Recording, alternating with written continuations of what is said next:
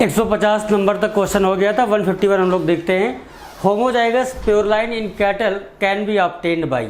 और जब हमने पढ़ा था strategy for enhancement in food production, तो वहाँ एक शब्द पढ़ा था इन ब्रीडिंग। क्या पढ़ा था? इन ब्रीडिंग। और इन ब्रीडिंग में बताते हैं कि पेडिग्री के दोनों साइड, चाहे हम मेल साइड बात करें या फिर फीमेल साइड, क्या करते थे? मेल साइड सुपीरियर मेल लेते थे और फीमेल साइड सुपीरियर फीमेल लेते थे। सुपीरियर फीमेल वो होती थी जो एक बार में ज़्यादा से ज़्यादा मिल्क प्रोड्यूस करती हो, मोर मिल्क पर लैक्टेशन।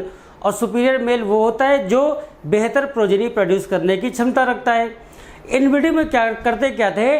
पेडिग्री के दोनों साइड चाहे मेल या फीमेल क्या करते थे?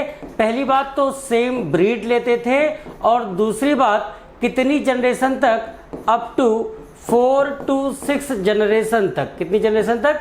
4 to 6 जनरेशन तक। इन ब्रीडिंग कहते हैं कि यहाँ पर प्योर लाइन प्राप्त होती है। अगर हम चाहते हैं होमोजाइगस कंडीशन प्राप्त करना, तो हमें करवाना होगा इन ब्रीडिंग। और ऑप्शन देखते हैं, मैटिंग ऑफ अनरिलेटेड इंडिविजुअल। गलत भैया, रिलेटेड इंडिविजुअल सेम नस्ल होनी चाहिए। Mating of individual different breed, ये भी गलत हो गया। Mating of individual of different species, ये भी गलत हो गया, इंटर स्पेसिफिक हाइब्रिडेशन हो जाएगा। तो mating of related individual of same breed बिल्कुल ठीक लिखा है। और कितनी जनरेशन तक? 4 to 6 जनरेशन तक ऐसा काम करना चाहिए। ठीक, तो इनब्रीडिंग कहलाता है। नेक्स्ट सवाल पर चलते हैं, क्वेश्चन नंबर 152।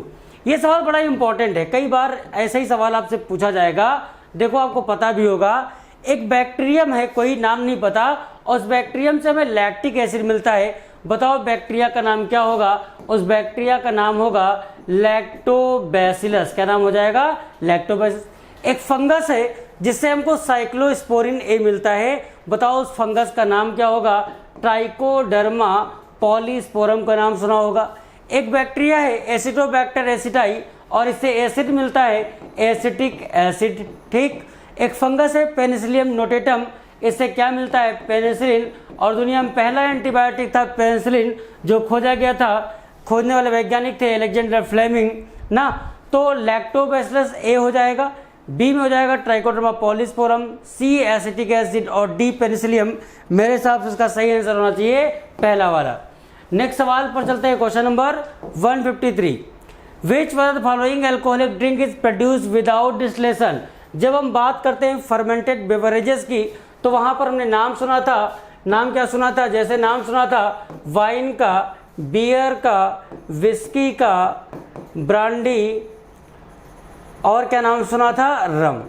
कहते कब कौन सा फर्मेंटेड बेवरेजेस बनाएंगे, ये डिपेंड करेगा रॉ मटेरियल। आपने ग्रेप्स का इस्तेमाल किया, आपने जौ का इस्तेमाल किया है, आपने महुआ का इस्तेमाल किया है, और इस बात पर डिपेंड करेगा कि डिस्टिलेशन मतलब आसवन किया है कि नहीं किया।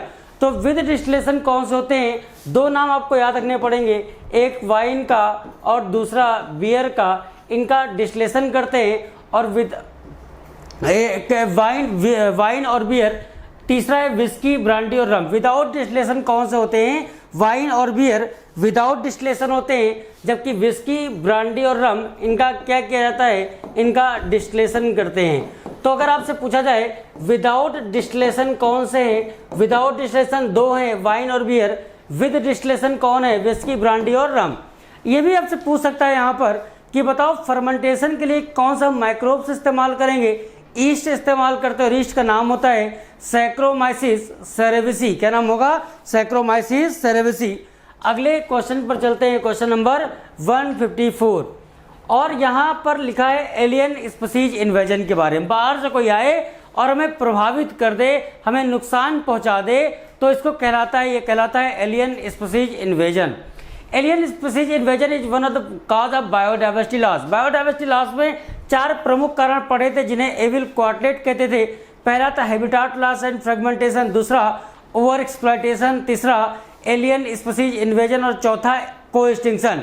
तो एलियन स्पीसीज इन्वेजन एक कारण है बायोडाइवर्सिटी लॉस का। कहते हैं कि ईस्ट अफ्रीका में एक झील है, और झील का नाम है विक्टोरिया। विक्टोरिया नामक झील में जब इंट्रोड्यूस किया गया नाइल पर्च को, तो उस झील में जो पहले से सिचिलिड फिशेस पाई जाती थी, उनकी स्पीसीज मरना शुरू हो गई, उनकी खत्म होना, एक्सटिंक्ट होना शुरू हो गई। और आपको जानकर बड़ा आश्चर्य होगा कि इनकी पता है कितनी स्पीसीज एक्सटिंक्ट हो गई? 200 स्पीसीज किसकी एक्सटिंक्ट हो गई? सिचिलिड फिशेस की।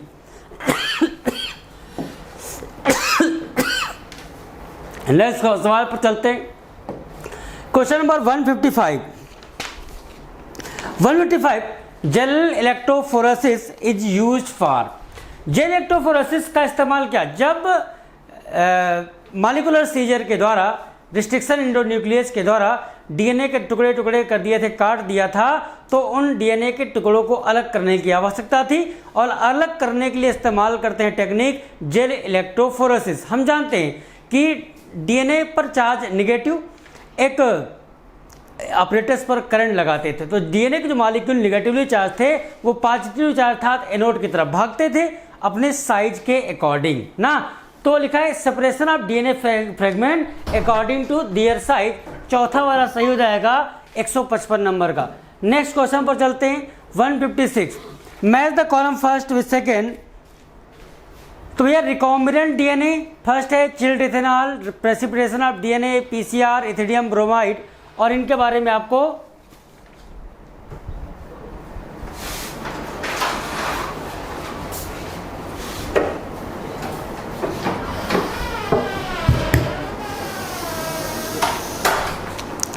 तो आपको मैच करवाना है। अच्छा, रिकॉम्बिनेंट डीएनए टेक्नोलॉजी, जाहिर सी बात है जेनेटिक इंजीनियरिंग से रिलेटेड होगी भैया, तो ए में कौन सा हो जाएगा, ए में हो जाएगा फोर्थ, ए में कौन सा हो जाएगा fourth. Precipitation of DNA, precipitation of DNA. अच्छा, डीएनए का प्रेसिपिटेशन करने के लिए एल्कोहल का चिल्ड इथेनॉल इस्तेमाल करते हैं। पीसीआर इसका इस्तेमाल एम्प्लीफिकेशन में करते हैं और इथिडियम ब्रोमाइड का इस्तेमाल डीएनए की स्टेनिंग में करते हैं। तो ए में हो गया 4, बी में हो गया फर्स्ट, सी में हो गया थर्ड और डी में हो गया सेकेंड। 4 1 3 2, 4 1 3 2 सही आंसर हो जाएगा कौन सा, पहला वाला। क्वेश्चन नंबर 156 के बाद नेक्स्ट क्वेश्चन पर चलते हैं 157। A transgenic food crop which may help in solving the problem of night blindness in developing country. तो भैया नाइट ब्लाइंडनेस विटामिन ए की कमी से, और इसकी कमी को पूरा करता है कौन, गोल्डन राइस। सही आंसर हो जाएगा सेकेंड वाला ना। चलो आगे बढ़ते हैं क्वेश्चन नंबर 158 पर। और तुम जानते हो आजकल बड़ा सुनने में आता है कि ओजोन की जो लेयर है वो पतली होती जा रही, थिन होती चली जा रही। इससे दिक्कत क्या हुई, इससे दिक्कत ये हुई कि जो अल्ट्रावायलेट रेडिएशन है वो हम तक आने लगी, धरती तक आने लगी, और अल्ट्रावायलेट रेडिएशन धरती तक आएंगी तो स्किन कैंसर कर सकती है, कैटरॉक्ट नामक बीमारी कर सकती हैं, स्नो ब्लाइंडनेस कर सकती हैं, ऐसा आपने सुना होगा। तो recognition the deleterious effect of ozone depletion and international treaty known as Montreal protocol, क्या नाम भैया, मॉन्ट्रियल प्रोटोकॉल, और इसको साइन किया गया था किस शहर, किस देश में, कनाडा में। कहाँ किया गया था, मॉन्ट्रियल प्रोटोकॉल को कनाडा में साइन किया गया था, signed eight Canada.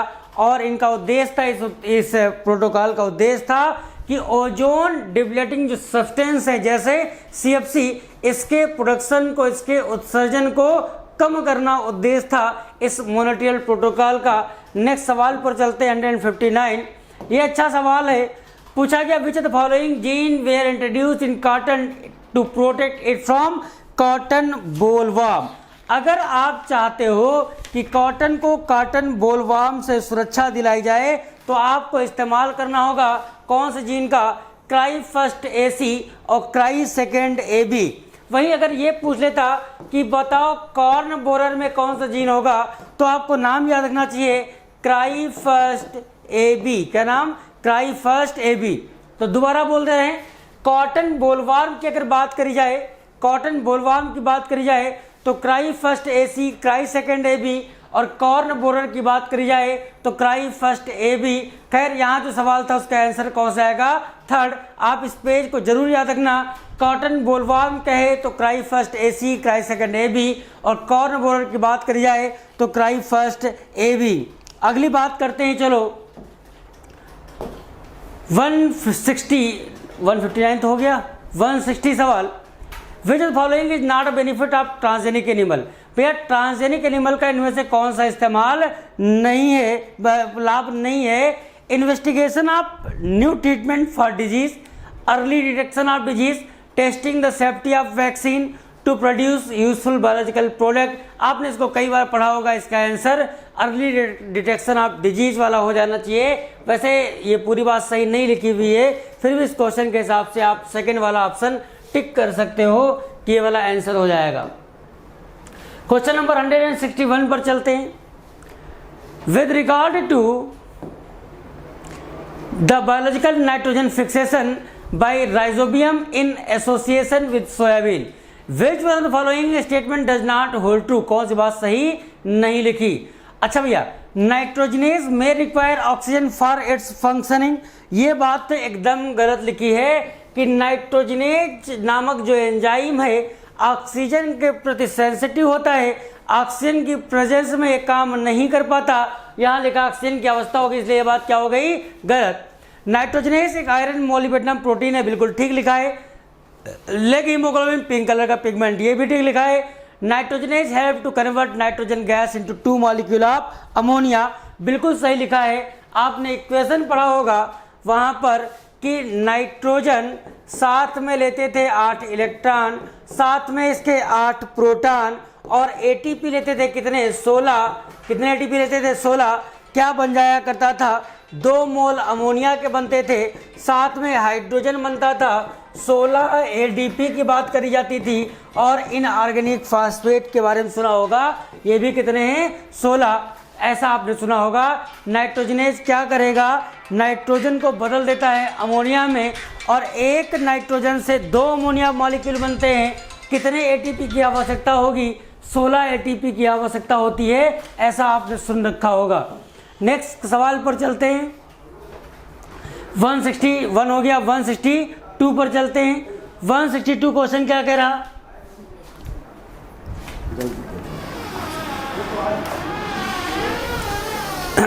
Which one is correct, light reaction occurs in stroma. अरे लाइट रिएक्शन स्ट्रोमा में कब से चलने लगी, हम तो जानते हैं कि लाइट रिएक्शन कहाँ चलती है, ग्रेना में चलती है। अगली बात क्या हो गई, गलत। Light reaction occurs in grana and ATP and ADPS are found, बिल्कुल ठीक लिखा है। In stroma dark reaction occur, ये बात भी बिल्कुल ठीक लिखी है। Dark reaction is not directly light driven but is dependent on the product of found in light reaction, ये वाली बात भी सही लिखी है। 2, 3 और 4 सही हैं, जबकि पहला वाला क्या है, गलत। सही आंसर हो जाएगा कौन सा, थर्ड। नेक्स्ट क्वेश्चन पर चलते हैं। क्वेश्चन नंबर 163 पर, the whole scheme of transfer of electron starting from PS second uphill to acceptor down the electron transport chain to PS first, excitation of electron transfer to another acceptor the finally downhill to NADP plus is called. अरे भैया, आपने पढ़ा था एक शब्द Z scheme, क्या होता था, आपने नाम सुना था PS सेकेंड का रिएक्शन सेंटर। जब सनलाइट आती थी तो यहाँ से इलेक्ट्रॉन एक्साइटेड होकर बाहर निकल जाते थे, इनको कोई रिसीव करता था, नाम लेने की जरूरत नहीं है। यहाँ से इलेक्ट्रॉन जाते थे और पहुँच जाते थे कहाँ पर, PS फर्स्ट के रिएक्शन सेंटर के पास। यहाँ पर इलेक्ट्रॉन आए, क्योंकि यहाँ पर भी इलेक्ट्रॉनों की कमी हो गई थी, यहाँ से भी इलेक्ट्रॉन बाहर निकल गए थे और इनको यहाँ पर कोई रिसीव करने के लिए मिला था। और रिसीव करने के बाद क्या हुआ था, आखिरी में NADP प्लस के पास ये इलेक्ट्रॉन चले जाते हैं और NADPS2 का फॉर्मेशन हो जाता है। एक जेड जैसा स्ट्रक्चर देखने को मिल रहा है, इसलिए इसको बोलते हैं जेड स्कीम। सही आंसर हो जाएगा कौन सा, थर्ड वाला। नेक्स्ट क्वेश्चन पर चलते हैं 164 पर।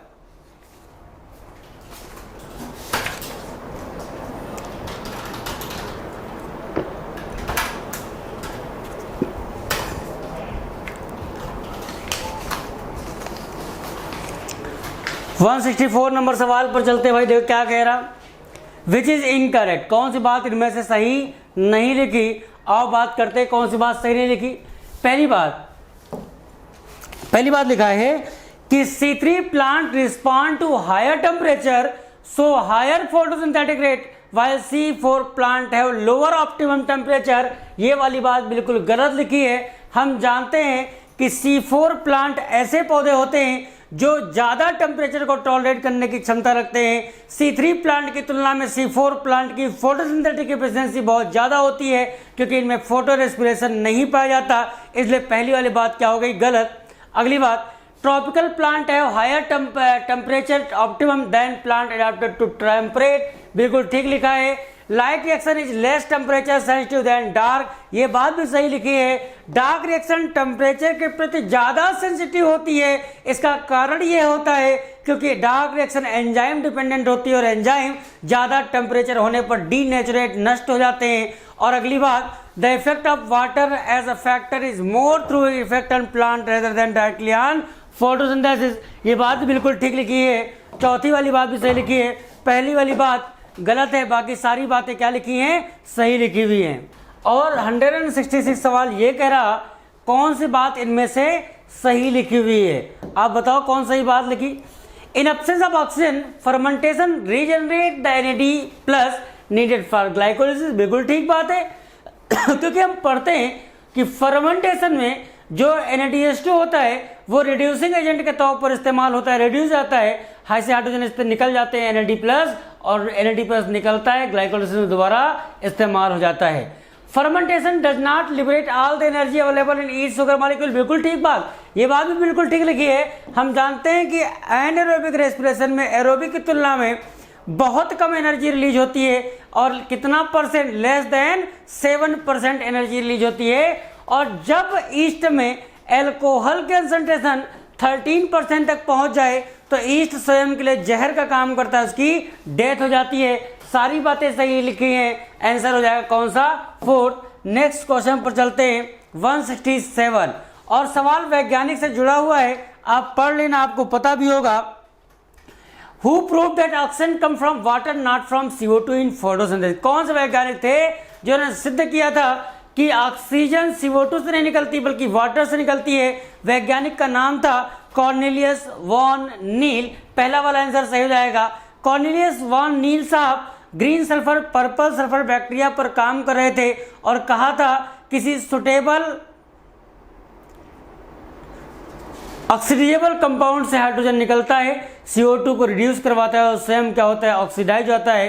कहा था कि बैक्टीरिया के केस में H2S हो सकता है, अमोनिया हो सकता है, और प्लांट के केस में यह वाटर हो सकता है। नेक्स्ट सवाल पर चलते हैं, क्वेश्चन नंबर 168 पर, और 168 नंबर सवाल ये कह रहा the chemiosmotic coupling hypothesis of oxidative phosphorylation proposes that ATP is formed because, ये सवाल ठीक है, केमियास्मोटिक हाइपोथेसिस से जुड़ा हुआ है, लेकिन बात किसकी कर रहे हैं, ऑक्सीडेटिव फास्फोराइलेशन की बात कर रहे हैं। A proton gradient form across the inner membrane, ठीक, there is change in the permeability of the inner mitochondrial membrane towards ADP, high energy bonds are formed in mitochondrial protein, ADP is formed out of the matrix into intermembrane space। इनमें से तीनों बातें गलत लिखी हैं।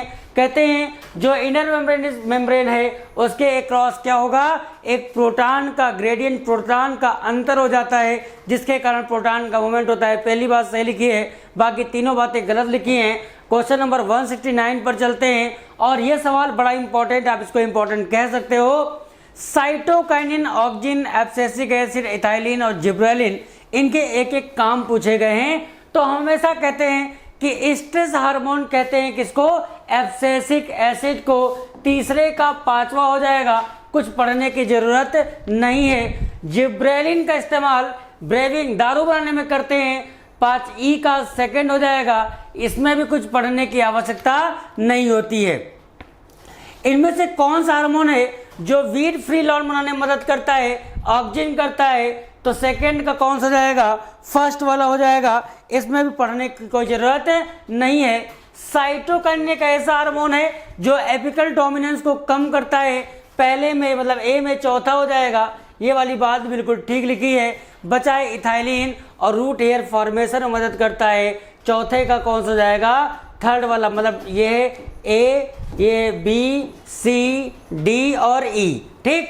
तो ए में हो गया कौन सा, ए में 4, बी में फर्स्ट, सी में 5, डी में थर्ड, ई में सेकेंड, सही आंसर हो जाएगा चौथा। दोबारा बोलते रहे, साइटोकाइनिन एपिकल डोमिनेंस को कम करता है, ऑक्सिन वीट फ्री लॉन बनाने में मदद करता है, एब्सिसिक एसिड को स्ट्रेस हार्मोन कहते हैं, इथाइलिन रूट हेयर फॉर्मेशन करवाता है, जिब्रेलिन ब्रेविंग इंडस्ट्री में इस्तेमाल होता है। नेक्स्ट सवाल पर चलते हैं, question number 170, reaction centre of PS first P700 और reaction centre of pH second P680 सही आंसर हो जाएगा 170 का सेकेंड वाला।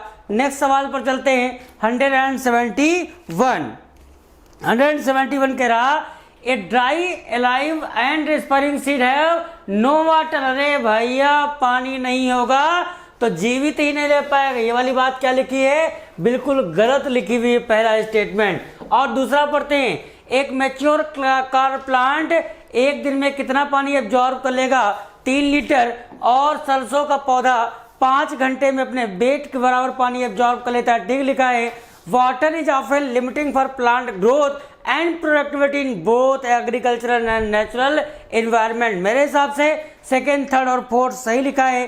पहली वाली बात गलत लिखी थी, सही आंसर हो जाना चाहिए कौन सा, चौथा वाला। नेक्स्ट सवाल पर चलते हैं 172 which molecule of aerobic respiration enter in cyclic pathway. Krebs cycle की बात कर रहे हैं और क्रेब्स साइकिल में कौन एंटर करता है, एक 2 कार्बन का कंपाउंड और नाम होता है एसिटाइल कोएंजाइम। आपको याद होगा कि ग्लूकोज 6 कार्बन का कंपाउंड है, ग्लूकोज एक 6 कार्बन का कंपाउंड है और 6 कार्बन का कंपाउंड सेल के साइटोप्लाज्म में एक 3 कार्बन के कंपाउंड में टूट जाता है। उस 3 कार्बन का कंपाउंड का नाम होता है पायरुविक एसिड। बाद में माइटोकॉन्ड्रिया में एंटर करता है, पायरुविक एसिड से बन जाता है एसिटाइल कोएंजाइम ए, और एसिटाइल कोएंजाइम ए इंटर करता है क्रेब्स साइकिल में, और ये 2 कार्बन का कंपाउंड होता है। आपको ऐसा सुना होगा। क्वेश्चन नंबर 173 और 173 में बोरान के बारे में लिखा, और बोरान मदद करता है पॉलन जर्मिनेशन। ए में हो जाएगा कौन सा, फोर्थ वाला। मैग्नीज, अच्छा ऑक्सीजन यहाँ, अच्छा ऑक्सीजन यहाँ पर होना चाहिए, गलत थोड़ा सा आ गया। अच्छा जी, मैग्नीज की आवश्यकता क्यों होती है? मैग्नीज भैया क्लोरीन मैग्नीज, Mn याद करो, वाटर स्प्लिटिंग सेंटर। तो बी में कौन सा हो जाएगा, फर्स्ट वाला हो जाएगा। Molybdenum, molybdenum component of nitrogenase, C में कौन सा हो गया, थर्ड वाला हो गया। अच्छा जिंक की जरूरत पड़ती थी ऑक्सीजन की सिंथेसिस में, डी में कौन सा जाएगा, सेकंड हो जाएगा। और आयरन की जरूरत क्यों पड़ती है, आयरन कंपोनेंट किसका होता है, फेरोडॉक्सिन। तो बोरान पॉलन जर्मिनेशन, मैग्नीज इस water splitting centre, molybdenum nitrogenase में, जिंक ऑक्सीजन की सिंथेसिस में, आयरन फेरोडॉक्सिन का कंपोनेंट है। 4 1 3 2, 4 1 3 2। अच्छा 3 2 के बाद 5 भी तो आता है, ई में कौन सा आएगा, 5 हो जाएगा। सही आंसर हो जाएगा कौन सा, सेकंड वाला इसका बिल्कुल सही आंसर हो जाएगा। नेक्स्ट सवाल पर चलते हैं। क्वेश्चन नंबर 174, 2 स्टेटमेंट बड़े बड़े लिखे हैं, पढ़ लो भैया। Exophthalmic goitre is a form of hyperthyroidism characterised by enlargement of thyroid gland, protrusion of the eyeball, increased BMR and weight loss. बिल्कुल ठीक लिखा है। अगर हाइपरथायराइडिज्म हो जाए, थायराइड हार्मोन ज़्यादा हो जाए, और ज़्यादा कब होंगे, जब थायराइड ग्लैंड का साइज बढ़ जाए कैंसर के कारण या समझ जाना। तो इसमें लक्षण क्या है, आंखें एकदम फटी फटी जैसे लगता है ना कि आंखें एकदम बाहर निकल आएंगी, और क्या होगा, बीएमआर बहुत ज़्यादा बढ़ जाएगा, वजन घटने लगेगा। बिल्कुल ठीक बातें लिखी है, पहला स्टेटमेंट बिल्कुल ठीक लिखा हुआ है।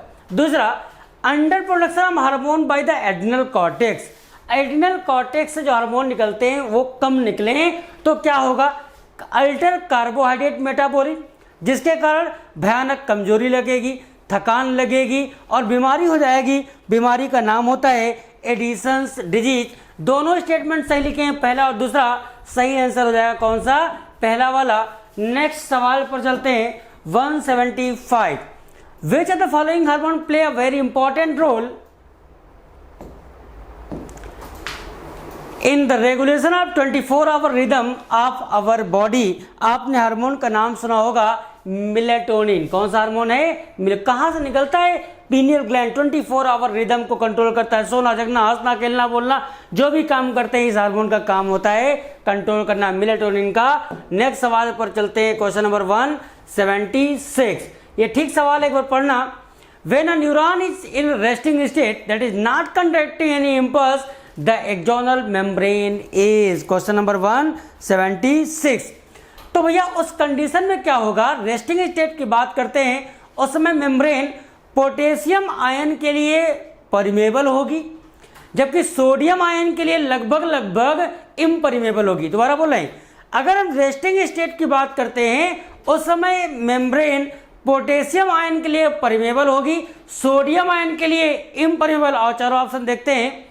Comparatively more permeable to sodium ion बिल्कुल गलत लिखा, इक्वल परमेबल गलत लिखा, इम्परमेबल टू बोथ गलत लिखा, comparatively more permeable to potassium ion and nearly impermeable to sodium ion, fourth answer बिल्कुल ठीक लिखा है। रेस्टिंग स्टेट में, ये सवाल बहुत बार रिपीट करता है, रेस्टिंग स्टेट में एक जो मेम्ब्रेन है पोटेशियम के लिए ज्यादा परमेबल, सोडियम के लिए लगभग इम्परमेबल।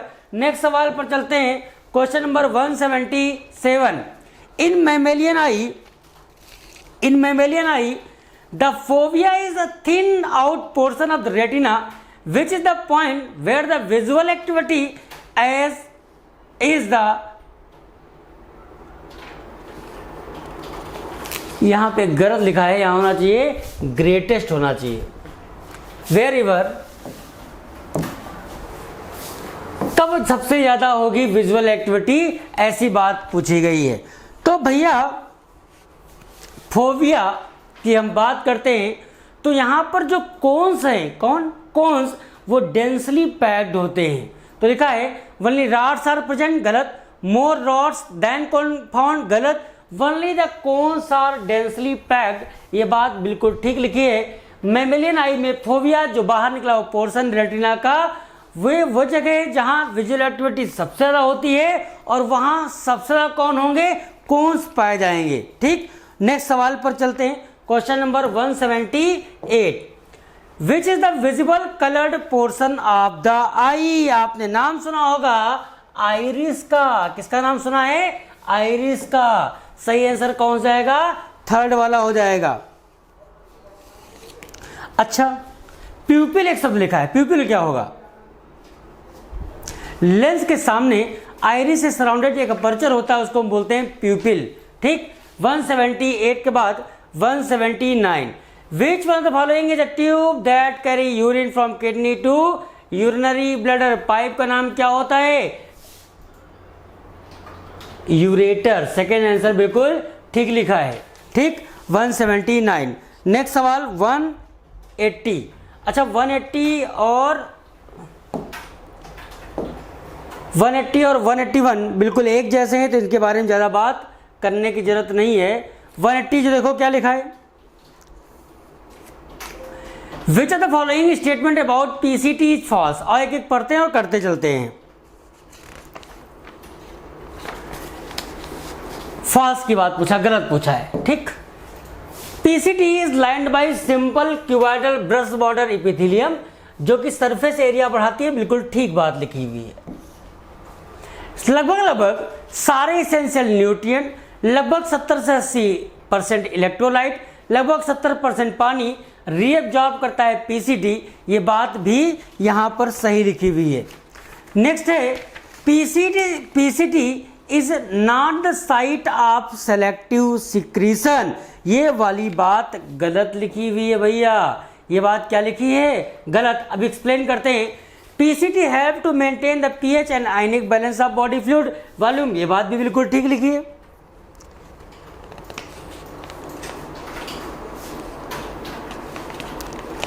भैया पीसीटी सेलेक्टिव सिक्रीशन नहीं होता, ये बात गलत लिखी है। यहाँ सेलेक्टिव सिक्रीशन हो सकता है H+ आयन का, अमोनिया का और पोटेशियम आयन का। पीसीटी से सेलेक्टिव सिक्रीशन हो सकता है प्रोटॉन्स का, अमोनिया का, पोटेशियम आयन का, लेकिन यहाँ पर लिखा है not the site of selective secretion, इसलिए वाली बात क्या है, गलत। 180 के बाद 181 आता है, वही सवाल रिपीट कर गया, हम नहीं इसको एक्सप्लेन करेंगे। क्वेश्चन नंबर 182 पर चलते हैं, 182 पर चलते हैं। और 182 देखो क्या कह रहा, 182 ये कह रहा the oxygen haemoglobin dissociation curve shift या तो राइट या तो left according to various factor. Shift to right indicate dissociation of oxygen from haemoglobin, which of the following factor will shift the curve to right? बताओ right की तरफ shifting कब हो जाएगी? तो कहते हैं राइट की तरफ शिफ्टिंग तब होगी जब पार्शियल प्रेशर ऑफ ऑक्सीजन क्या हो, कम हो जाए। ठीक, फिर साथ में क्या है,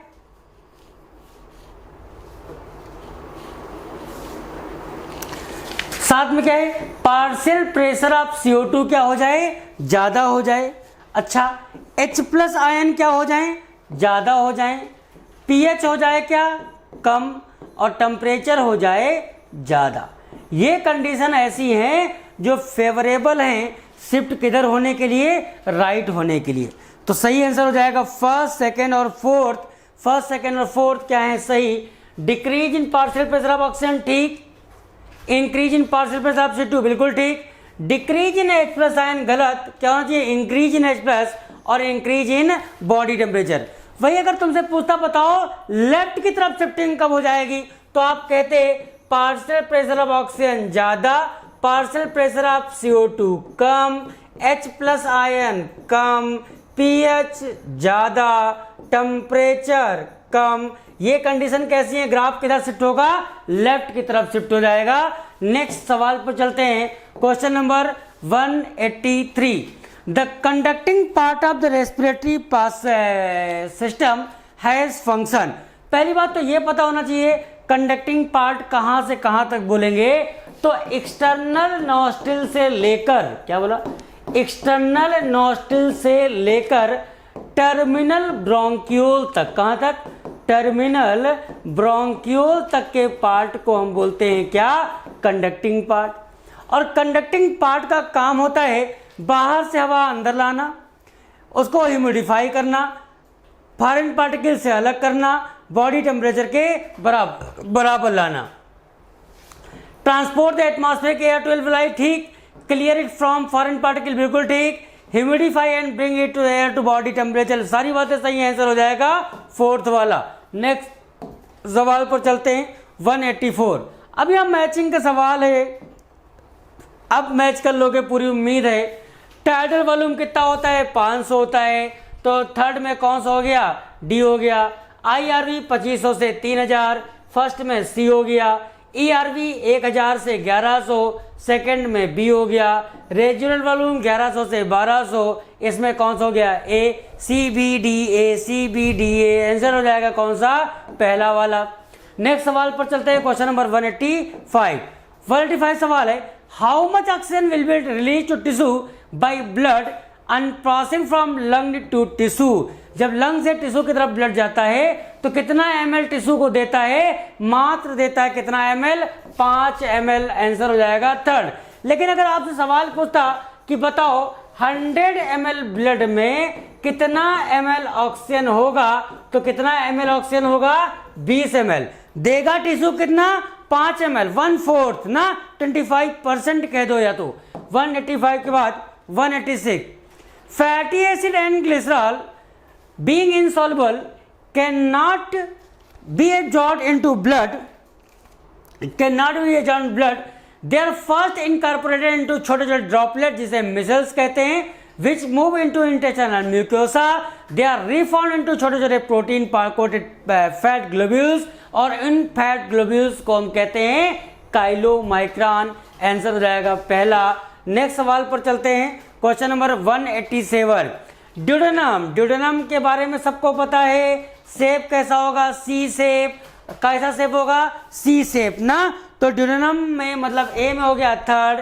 अच्छा, एपिग्लॉटिस एक ढक्कन होता है, कार्टिलेजिनस फ्लैप, तो ए में हो गया थर्ड, बी में हो गया फर्स्ट। अच्छा, ग्लॉटिस क्या है, विंड पाइप की ओपनिंग को कहते हैं ग्लॉटिस, हो गया कौन सा, फोर्थ। और सीकम ब्लाइंड सैक होता है, इसमें हो गया सेकेंड। 3 1 4 2, 3 1 4 2, आंसर हो जाएगा मेरे हिसाब से 187 का थर्ड वाला। नेक्स्ट सवाल पर चलते हैं भैया, क्वेश्चन नंबर 187 के बाद 188। सलाइवरी एमाइलेज, एमाइलेज है तो किसका डाइजेशन करेगा, स्टार्च का, ए में हो जाएगा कौन सा, थर्ड। बाइल साल्ट, अच्छा तुम्हें याद होगा किसके लिए मदद करेगा, प्रोफैट के लिए, तो बी में हो गया कौन सा, फोर्थ। रेनिन मिल्क प्रोटीन, सी में हो गया सेकेंड। पेप्सिन प्रोटीन, डी में फर्स्ट। 3 4 2 1, 3 4 2 1, सही आंसर हो जाएगा कौन सा, पहला वाला। ठीक, नेक्स्ट क्वेश्चन पर चलते हैं। क्वेश्चन नंबर 189 कह रहा है when breast feeding is replaced by nutritive food poor in protein the infant above the age. भैया 1 साल के ऊपर कुछ मत पढ़ना, बीमारी का नाम बता देना, क्वाशरकोर नाम बता देना, above the age of 1 year. Below the age of 1 year कहता तो बीमारी होती मैरस्मस। नेक्स्ट क्वेश्चन पर चलते हैं। क्वेश्चन नंबर 190 ये सवाल है which one of the following pair of hormone are the example of those that can easily pass through the cell membrane of the target cell and to bind to a receptor inside it mostly in the nucleus। ये सवाल ठीक है और आपसे ये सवाल दोबारा फिर से पूछ सकते हैं, इसलिए आपको याद रखना पड़ेगा। जो स्टेरॉइड हार्मोन होते हैं जैसे कॉर्टिसोल और टेस्टोस्टेरोन, ये कैसे होते हैं, सेल के अंदर काम करते हैं, इंट्रासेलुलर रिसेप्टर इनके होते हैं, न्यूक्लियस में होते हैं ना, membrane bound receptor, insulin glucagon इसका एग्जाम्पल हो जाएगा मेम्ब्रेन बाउंड की बात करते। नेक्स्ट सवाल 191 जॉइंट्स के बारे में, बड़ा इंपॉर्टेंट, बड़ा अच्छा सवाल है। बताओ फाइब्रस जॉइंट कहां पर पाया जाएगा, तो फाइब्रस जॉइंट स्कल में पाया जाता है, एम हो जाएगा चौथा। कार्टिलेजनस जॉइंट एडजेसेंट वर्टिब्री के बीच में, बी में हो जाएगा second. Hinge joint knee joint, तो सी में हो गया third. Gliding joint between carpels, D में फर्स्ट। 4 2 3 1, 4 2 3 1, आंसर सही हो जाएगा कौन सा, चौथा वाला। नेक्स्ट सवाल पर चलते हैं। Question number 192 pancreatic juice contain inactive enzyme trypsinogen, chymotrypsinogen, procarboxypeptidase, amylase, lipase, nucleus. बिल्कुल सारी बातें सही लिखी हैं, सारी बातें क्या लिखी हैं, सही लिखी हुई हैं। ठीक, दूसरा statement, on an average healthy human breath 12-16 बार 1 मिनट में 12-16 बार सांस लेगा, ये बात भी ठीक लिखी है, दोनों स्टेटमेंट सही लिखे हैं। सवाल number 193 noise is air pollutant, बिल्कुल ठीक बात लिखी है, इनकरेक्ट पूछा गया है, ये वाली बात तो बिल्कुल सही लिखी हुई है। Motor vehicle equipped with catalytic converter should use unleaded petrol, बिल्कुल ठीक बात लिखी है। CNG burn more efficiently unlike diesel petrol, ये बात भी ठीक लिखी है। 0.1% impurity make water unfit for human use, ये बात भी ठीक लिखी है। Agriculture induce algal bloom in nearby water bodies, ये बात भी सही लिखी है। पूछा था इनकरेक्ट, कितनी बातें इनमें ऐसी हैं जो गलत लिखी हैं, हमारे हिसाब से कोई बात ऐसी नहीं लिखी है जो गलत लिखी है। अविनाश सर ने सारी बातें सही लिख के आपसे गलत पूछा, आंसर 0 हो जाएगा, उनको बता देना। नेक्स्ट सवाल पर चलते हैं। Question, the government of India has recently started the Amrita Devi Vishwa wild life protection award, और किनको दिया था, रूरल एरिया में जो बढ़िया काम करें। क्या बढ़िया काम करें, अरे बढ़िया काम ये करें, पेड़ पौधों को बचाएं, हाथी भालू को बचाएं, प्रोटेक्ट वाइल्ड लाइफ, सही आंसर हो जाएगा कौन सा, पहला। और नेक्स्ट सवाल है 196 the rate of biomass production is called productivity, is may be primary और secondary. Primary productivity does not depend on, तो किस पर डिपेंड करेगी ये हमको पता होना चाहिए। पहली बात डिपेंड करेगी प्लांट पर, गेहूं उगा रहे हो कि गन्ना उगा रहे हो, उस एरिया में सॉइल की फर्टिलिटी कैसी है, इस बात पर डिपेंड करेगी कि वहाँ मिनरल कंटेंट कितना है, इस बात पर डिपेंड करेगी कि वहाँ की इन्वायरमेंटल, रेगिस्तान में कर रहे हो, राजस्थान में खेती कर रहे हो कि हरियाणा में खेती कर रहे हो, उत्तर प्रदेश में खेती कर रहे हो, इस बात पर डिपेंड करेगा। इस बात पर कभी डिपेंड नहीं करेगा कि प्रेडेशन है कि नहीं है, तो सारी बातें, कौन सी बात है जिस पर डिपेंड नहीं करेगा, सेकेंड। नेक्स्ट क्वेश्चन 196 और 196 पॉपुलेशन ग्रोथ की शुरुआत में ग्रोथ स्लो, फिर तेज, फिर धीमा मतलब कम, और फिर आखिरी में रुक जाएगी। 196 का सही जवाब हो जाएगा सेकंड वाला, कौन सा आएगा, सेकंड।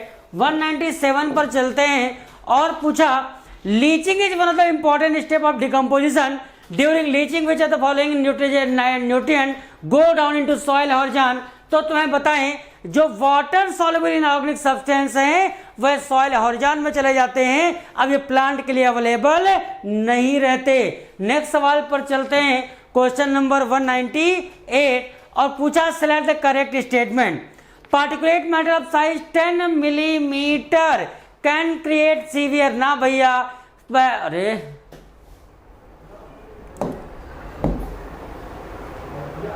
ये क्या हो रहा, तो ये वाली बात गलत। दूसरा, particulate matter of size greater than 2.5 millimetre, गलत।